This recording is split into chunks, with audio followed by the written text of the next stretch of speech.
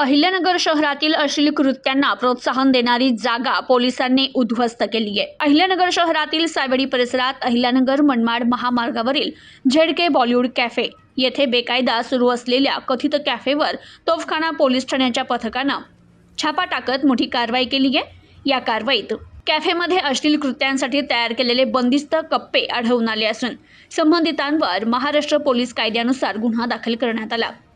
Police निरीक्षक जगदीश भांबळ यांना बातमीदारामार्फत माहिती मिळाली की सायवडी परिसरातील संबंधित कॅफेत प्लायवूडचे लहान लहान कप्पे तयार करत त्यांना पडदे लावण्यात आले। या कप्प्यांमध्ये शाळा आणि महाविद्यालयीन तरुण तरुणींना अश्लील कृत्यांसाठी जागा उपलब्ध करून दिली जाते। मिळालेल्या या माहितीच्या आधारे पोलीस उपनिरीक्षक योगेश चाहेर, उपनिरीक्षक परशुराम दळवी तसेच इतर पोलीस कर्मचाऱ्यांसह पंचांच्या उपस्थितीत सायंकाळी 6:15च्या सुमारास अचानक तेथे छापा टाकण्यात आला।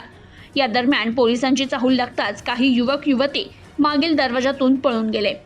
कॅफेमध्ये तपासणी केली असता लाकडी कप्पे तयार करून त्यांना बाहेरून पडदे लावण्यात आले असं आढळून आलं। प्रत्येक कप्प्यात बसण्यासाठी छोटे सोफे ठेवण्यात आले होते। तसेच प्रत्यक्षात कॅफे चालविण्यासाठी आवश्यक असलेलं साहित्य उपलब्ध नव्हतं। कॅफेचा कोणताही वैध परवानाही आढळून आला नाही। छाप्यावेळी काउंटरवर उपस्थित असलेल्या स्वप्नील डोंगरे यांना स्वतःला कॅफेचा मालक असल्याचं सांगितलं। पोलिसांनी त्याच्यासह ऋषिकेश सातपुते याच्या विरुद्ध गुन्हा दाखल केलाय। Bureau report, news today 24, Ahilyanagar.